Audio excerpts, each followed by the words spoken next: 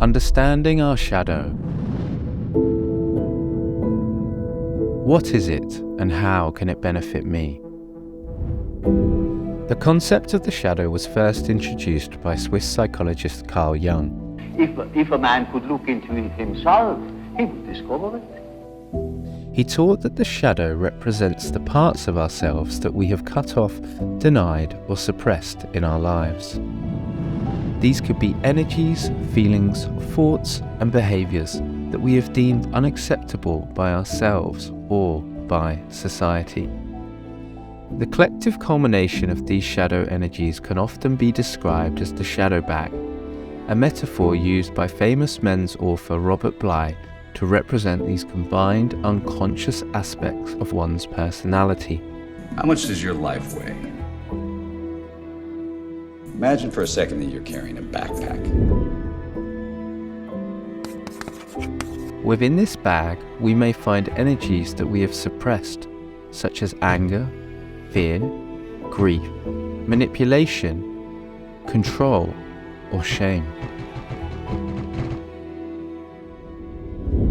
Bly and Jung suggested that carrying a shadow bag is a natural and inevitable part of the human experience, and that it is important to acknowledge and integrate our shadow rather than deny or suppress it.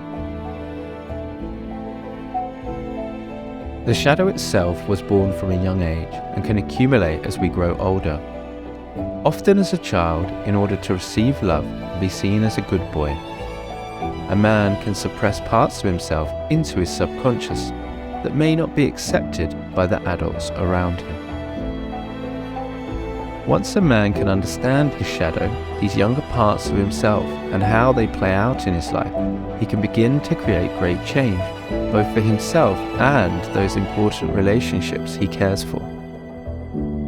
Through this inquiry, acceptance and reparenting of the shadow, he can then begin to transform the deep subconscious patterns, the introjective values that have perhaps kept him small, leaked anger, hurt himself and others, or possibly kept him in a cycle of people-pleasing.